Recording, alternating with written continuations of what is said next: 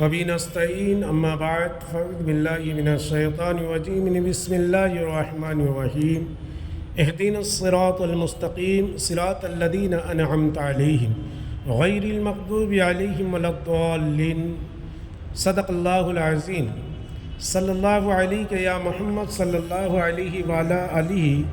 وأصحابہ وبارک علیہ وبارک وسلم علیہ۔ حضرات گرامی،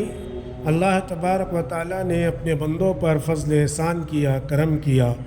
کہ اللہ تعالیٰ نے ہمیں دعا مانگنے کا طریقہ و سلیقہ بھی بتا دیا۔ سورہ فاتحہ میں اللہ تعالیٰ ارشاد فرماتا ہے کہ اہدنا الصراط المستقیم، یعنی اللہ سے اس طرح دعا کرو کہ ہمیں چلا سیدھی راہ، سیدھے راستے پر چلا۔ صراط الذین انعمت علیہم، اور راستہ ان لوگوں کا جن پر تیرا انعام و اکرام نازل ہوا۔ غیر المغضوب علیہم ولا الضالین، نہیں ان لوگوں کا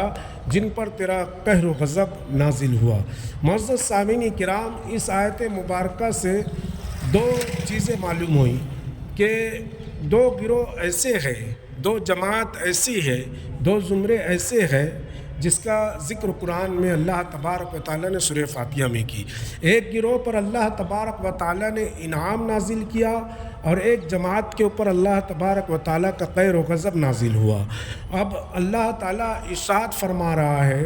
کہ صراط الذین انعمت علیہم، راستہ ان لوگوں کا جن پر تیرا انعام نازل ہوا۔ مطلب اس روح زمین کے اوپر ایسی مخلوق ہے، ایک ایسی جماعت ہے، ایک ایسا گروہ ہے، ایک ایسا زمرہ ہے جس پر اللہ تبارک و تعالیٰ کا انعام نازل ہوا، اکرام نازل ہوا، نعمتیں نازل ہوئی،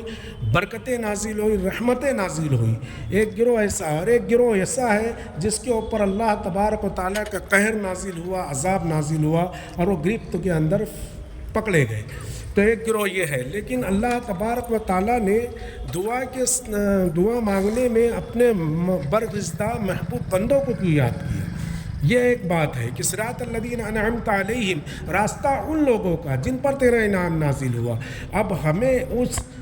انعام یافتہ، اس اکرام یافتہ، نعمت یافتہ جماعت کو ہمیں جاننا بھی ہے اور اسے پہچاننا بھی ہے۔ اس جماعت سے ہمیں تعلق بھی رکھنا ہے، اس جماعت سے، اس زمرے سے ہمیں نسبت بھی رکھنا ہے۔ جب تک ہم اس جماعت کے بارے میں سمجھیں گے نہیں، جب تک ہم اس جماعت کے بارے میں جانیں گے نہیں، جب تک ہم اس جماعت سے نسبت رکھیں گے نہیں، تو ہمیں کیسے معلوم ہوگا کہ اللہ کا انعام کس جماعت پر ہے؟ تو قرآن آگے ارشاد فرماتا ہے، انعام اللہ من النبیین والصدیقین والشہداء والصالحین، اللہ تعالیٰ کا انعام نبیین کی جماعت پر ہے، اللہ کا انعام صدیقین کی جماعت پر ہے، اللہ کا انعام شہداء کی جماعت پر ہے، اللہ کا انعام صالحین کی جماعت پر ہے۔ اب اس آیت مبارکہ میں اللہ تبارک و تعالیٰ نے چار گروہ، چار جماعت کے ہے تو ذکر فرمایا۔ ایک نبیین کی جماعت ہے، ایک صدیقین کی جماعت ہے، ایک شہداء کی جماعت ہے اور ایک صالحین کی جماعت ہے۔ حضور علیہ الصلاۃ والتسلیم پر نبوت کا دروازہ بند ہو گیا، اب کوئی نبی، کوئی رسول، کوئی پیغمبر نہیں آنے والا۔ خاتم الانبیاء دنیا میں تشریف لا چکے ہیں، تو پتہ چلا کہ نبوت کا دروازہ بند ہو گیا، نبوت کا تو مقام ختم ہو چکا ہے، حضور کی ذات کے اوپر اس کو دروازے کو بند کر دیا گیا۔ صدیقین کی جماعت کے سردار حضرت ابو بکر صدیق ہے، تو صدیقین بھی ہے تو نہیں ملتے ہیں اور نہیں ہوتے ہیں۔ اور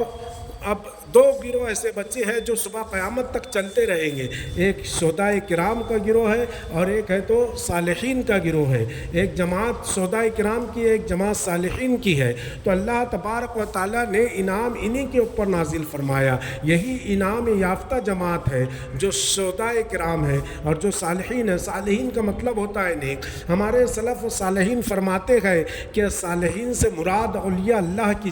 ذات ہے، اللہ کے برگزیدہ محبوب اولیاء کرام کو صالحین کہا جاتا ہے۔ اور اب دو مقام ہیں، ایک شہید کا اور ایک صالحین کا۔ تو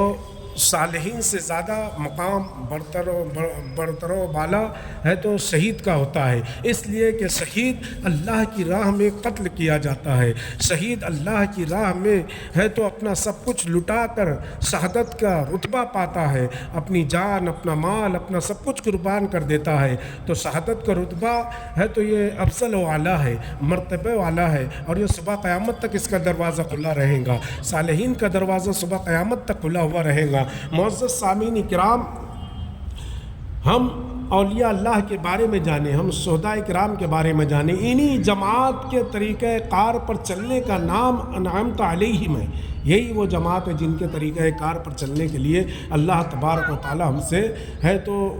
یہ ارشاد فرما رہا ہے۔ معزز سامعین کرام، آپ جس بارگاہ کی زیارت کر رہے ہیں، آپ جس بزرگ کی بارگاہ کی زیارت کر رہے ہیں، یہ بزرگوار زبدۃ العارفین، قدرۃ السالکین، امام الواصلین، حضرت سرکار سید احمد الدین قادری شہید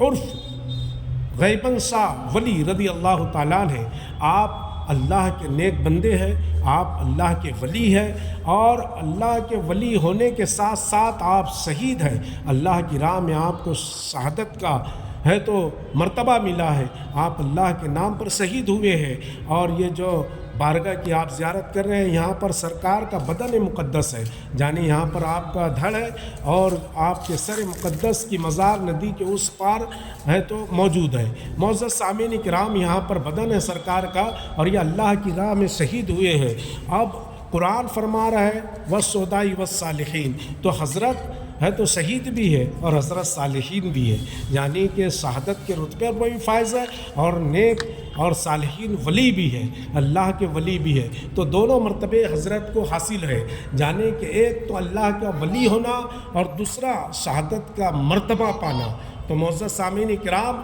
ہمارے لیے تو اہل سنت والجماعت کے لیے تو یہی بڑی بات ہے کہ ہم ہر ولی کو زندہ و جاوید تسلیم کرتے ہیں، وہ اپنی قبر کے اندر زندہ ہے، چاہے اللہ کا ولی کہیں بھی مدفون ہو، کہیں بھی دفن ہو، وہ اپنی مرقد میں، اپنے برزخ میں حیات ہے، اس لیے کہ وہ دنیا میں رہ کر اپنے نفس کو مار دیتا ہے، اور قرآن فرماتا ہے کل نفس ذائقۃ الموت، ہر نفس کو موت کا مزہ چکھنا ہے، اور ولی دنیا میں نفس کو مار دیتا ہے تو پھر موت کے بعد اس کو کس چیز کا مزہ چکھنا ہے، جبکہ وہ نفس امارہ کو تو یہاں مار دیتا ہے۔ اللہ کے لیے جو تقویٰ کرتا ہے، عبادت کرتا ہے، ریاضت کرتا ہے، دن شب و روز عبادت کے اندر مشغول ہوتا ہے، معزز سامعین کرام، نفس کو مار کر ولی ہے تو حیات ابدی حاصل کر لیتا ہے، اور اسی لیے اہل سنت والجماعت کے نزدیک اولیاء اللہ اپنی قبر میں، اپنی مرقد میں زندہ ہے، اور حضرت تو ولی بھی ہے، اور حضرت غیبن شاہ ولی اللہ یہ اللہ کے راہ میں شہید بھی ہوئی ہے، اور قرآن فرماتا ہے وَلَا تَقُولُوا لِمَن يُقْتَلُ فِي سَبِيلِ اللَّهِ أَمْوَاتٌ، اللہ کی راہ میں جو شہید ہو جائے انہیں مردہ گمان نہ کرو، بَلْ أَحْيَاءٌ وَلَٰكِن لَّا تَشْعُرُونَ، بلکہ وہ زندہ ہے اور تمہارے شعور کے باہر ہے۔ معزز سامعین کرام، حضرت کا مرتبہ و مقام بڑا عرفہ و اعلیٰ ہے، آپ کی بارگاہ، آپ کا یہ دربار مالیگاؤں شہر ناسک ضلع کے اندر آج بھی مرجع خلائق ہے، اور وہ فیض عام ہے، حضرت کی بارگاہ سے بے شمار کرامتوں کا ظہور ہوتا ہے، بے شمار عقیدت مند حضرات اس بارگاہ میں حاضری دیتے ہیں، اور اللہ تبارک و تعالیٰ اپنے اس محبوب بندے کے صدقے اور طفیل ان کی جھولیوں کو رحمتوں سے، برکتوں سے، انعاموں سے ہے تو مالا مال کر دیتا ہے، اور اللہ نے قرآن میں انہی کے متعلق کہا ہے انعمت علیہم، اللہ کا انعام انہی اولیاء اللہ کے اوپر ہے، اور ہمیں انہی انعام یافتہ جماعت کے قریب ہونا ہے تو ہمیں صراط مستقیم مل جائے گا۔ اللہ تبارک و تعالیٰ کی بارگاہ میں دعا گو ہوں کہ اللہ تعالیٰ ان کے صدقے اور طفیل، ان بزرگوں کے صدقے اور طفیل، حضرت کے صدقے اور طفیل ہمارے گناہ ذمہ، گناہ صغیرہ، گناہ کبیرہ کو معاف فرمائے، اللہ ان کے صدقے ہمارے والدین کریمین کی مغفرت فرمائے، اللہ تعالیٰ حضرت کے صدقے اور طفیل پوری امت مسلمہ پہ رحمت و برکتوں کا نزول فرمائے، تمام اہل اسلام اور اہل سنہ کے مصیبت زدہ لوگوں کو مصیبت سے بچائے، وما علینا الا البلاغ۔ السلام علیکم ورحمۃ اللہ وبرکاتہ۔